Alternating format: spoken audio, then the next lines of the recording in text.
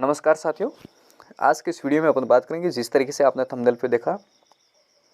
तो ये उन परिवार के लिए है जो कि मतलब शिक्षा के क्षेत्र में जिन बालिकाओं ने राज्य स्तर और जिला स्तर पे उन्होंने अच्छा एक स्थान प्राप्त किया है, उनके लिए ये योजना है।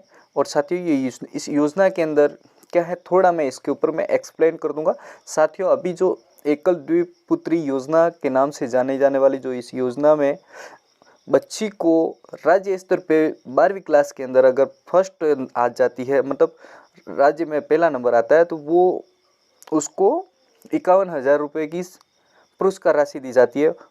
और 10वीं क्लास में जो राजस्थान के अंदर पहला स्थान प्राप्त करने वाली जो बच्ची है, उनको 31,000 रुपये की जो पुरस्कार राशि दी जाती है। और साथ ही जिला स्तर पे पहला स्थान प्राप्त करने वाली बालिका को 11,000 रुपये और 12वीं 10वीं जिला स्तर पे जो 11,000 रुपये की पुरस्कार राशि वैसे दी जाती है।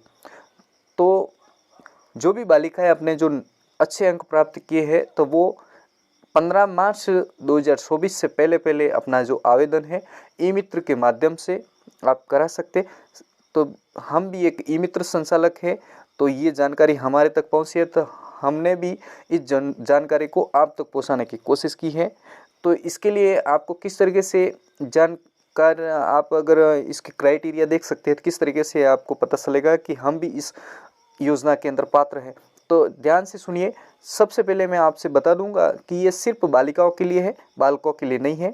और जिन परिवार में जिस तरीके से सपोर्टेड अपने माता पिता की एक ही बच्ची है और वो स्टेट के अंदर 12वीं क्लास में प्रथम रैंक प्राप्त किया है, उस बच्ची को इस योजना के अंदर लिया जाएगा।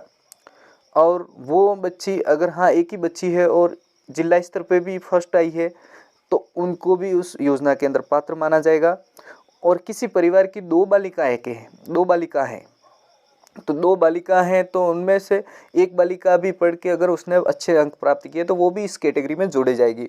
और किसी परिवार में 3 बालिकाएं हैं, वो किस तरीके से, वो 2 स्टेप गिने जाएंगे। फर्स्ट जन्म में 1 बालिका और सेकंड जन्म में 2 बालिका, तो वो 3 हुई। लेकिन वो 2 बालिका उस स्थिति में होनी चाहिए कि जो जुड़वा हो, तो उनको भी इस योजना के अंदर पात्र माना गया है। तो साथियों, आप समझ गए होंगे कि इसकी जो क्राइटेरिया है वो सिर्फ बालिकाओं के लिए है। और जिस घर में 3 बालिकाएं हैं और एक सिंगल जन्म और सेकंड में 2 जुड़वा बालिकाएं, तो वो उनके लिए द्विपुत्री योजना के अंदर उनको शामिल किया गया है। ठीक है, आप समझ गए होंगे। और उसके लिए जो डॉक्यूमेंट की जो रिक्वायरमेंट है, वो मैं आपको इस वीडियो के अंदर ही बताऊंगा।